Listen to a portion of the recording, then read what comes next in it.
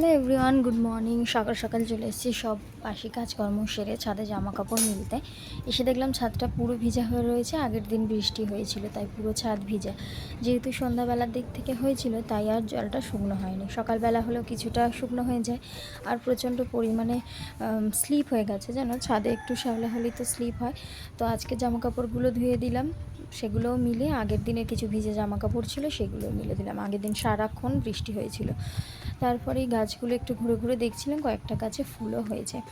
তো চলো এখন নিচে যাব, গিয়ে একটু চা খেতে হবে, সৃজুর জন্য সব কিছু রেডি করতে হবে। সৃজু সকালবেলা স্কুলে চলে গেছে, তাই সকালবেলা আমার সব কাজকর্মগুলো হয়ে গিয়েছিল। ও যায় ওই 6টা 10 এরকম নাগাদ।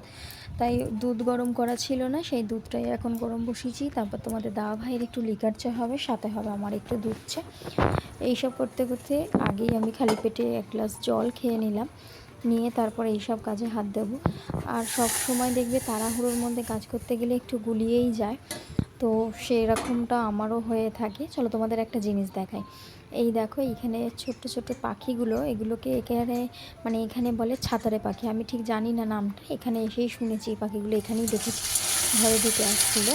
তারপর ভাবছিলাম যে কী টিফিন করবো, তো চলো গাছে কারি পাতা ছিল বলে ভাবলাম একটু সর্ষে ফোড়ন দিয়ে আলু দিয়ে কারি পাতা দিয়ে মাখা মাখা তরকারি করি। আর সাথে একটু গোলা রুটি করেছিলাম ময়দা আর সুজি দিয়ে, বেশ সুন্দর লেগেছে, যেন ভারী ভালো লেগেছে খেতে। তারপরে সৃজু আসবে, ওই যে তারা আছে, তাই ঝটপট করে রান্না বসিয়েছি। একটু নতুন টেকনিক অ্যাপ্লাই করতে চেয়েছিলাম, যেন ভাতের হাঁড়িতে প্লাস্টিকটা দিয়েছি কীরকম হবে সেটাই দেখার জন্য। তারই মধ্যে মাম্মামও চলে এসেছে। এটা খাচ্ছ তাই তো? কখন স্কুল থেকে এলে তুমি? 10:30 না 10টা? ভালো করে কথা বলতে হয়, তুমি তো বড় হয়ে গেছো। তাই? আর তোমার বন্ধুর নাম বলো, তোমার বেস্ট ফ্রেন্ডের নাম কি? কি? রীতিশা দাস।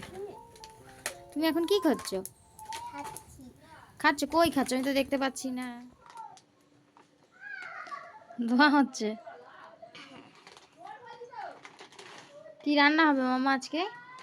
দেখেছো, তোমাকে কি বলেছিলাম, চাটনি করে দেবো, চাটনি, তাই তো? এই দেখো, টমেটো খেজুর দিয়ে চাটনি করে দেবো তোমাকে। এইগুলো দিয়ে চাটনি করবে? হুম।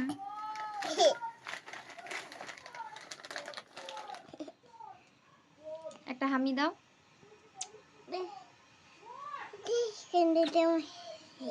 হুম।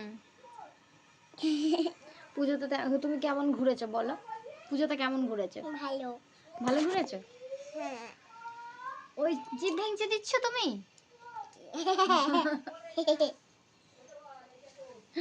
কালী পুজোতে বাবাকে বলবে না, ভালো করে কথা বলতে হয়, সুন্দর করে বাবা। সবাইকে বলো শুভ বিজয়। শুভ বিজয়া বলো। শুভ বিজয়। বিজয়া। বিজয়া।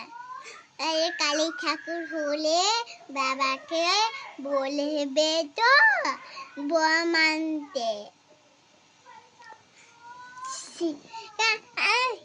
বন্ধ করবে না।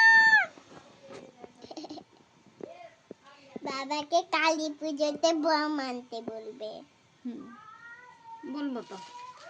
বোম, তুমি তো বোম ফাটাতে পারবে না, তুমি ফুলঝুরি ফাটাবে। ফুলঝুরি মানে? ফুলঝুরি রং মশাল জ্বালাবে। রং মশাল জ্বালাবো মানে? সেই যেগুলো এরা রং করে ঘোড়ায় চিচির চিচির করে। ওইগুলো তো বাচ্চাদের অ্যানিপিল হলে বাচ্চাদের ক্ষতি করে, মানে বাচ্চাদের হাতে আগুন লেগে গেলে হাত পুড়ে যায় না, সেইগুলো বাচ্চাদের নো দিসবার। বাচ্চারা বম ফাটাতে পারে না, না হলে বাচ্চাদের হাত ফেটে যাবে। হ্যাঁ, আচ্ছা, যেগুলো তোমার কিছু হবে না সেরকম বাজি বাবাকে দিতে বলবে। সত্য সত্য বেবিদের মতন বাড়তি আনতে বলবে, আচ্ছা ঠিক আছে? বড়দের বাজি ফাটালে এই বাচ্চাদের ক্ষতি হয়। তাই? আর তোমার বাড়িতে কালী পুজো হবে তো?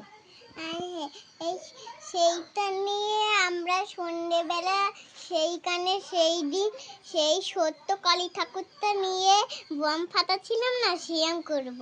আচ্ছা ঠিক আছে। আর তোমরা বম ফাটানোর জন্য আমরা লুকাচ্ছিলাম, কানে না আওয়াজ বেরোলে, আর যখন বমটা ফাটছিল আমরা মেলা মেলা করছিলাম।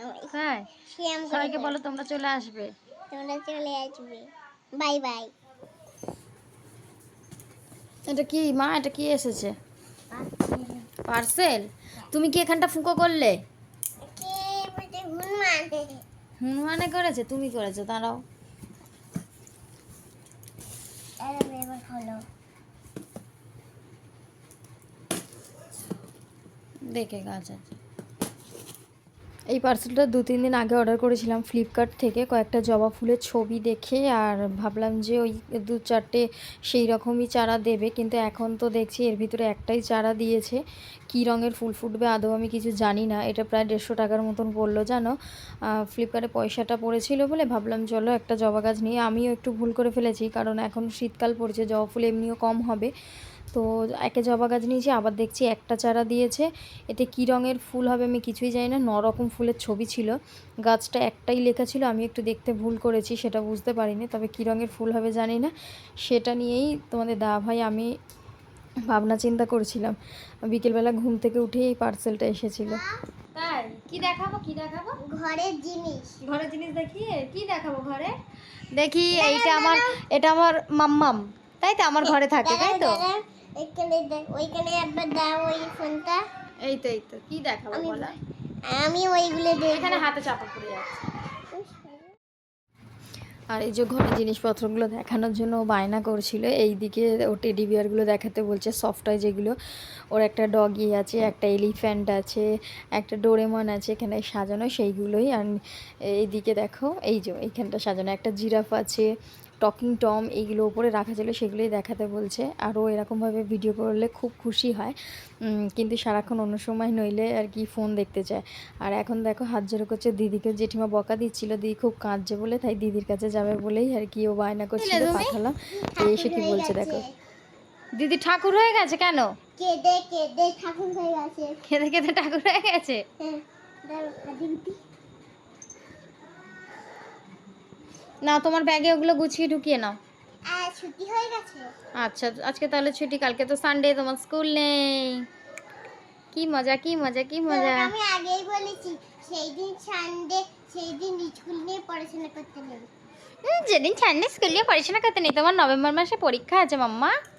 এই মে মাসে কিন্তু আমার জন্মদিন। হ্যাঁ, মে মাসে তোমার জন্মদিন। আচ্ছা, এই বড়ের ভিতরে। তো চলো আজকের মতো এই অবধি, টাটা। আজকে সারা দিনটা এইভাবেই কেটে গেল। তোমরা সবাই খুব সুস্থ থেকো, ভালো থেকো। নেক্সট ভিডিওতে আবার তোমাদের সাথে দেখা হবে। ততক্ষণ সবাই খুব আনন্দে থেকো। টাটা।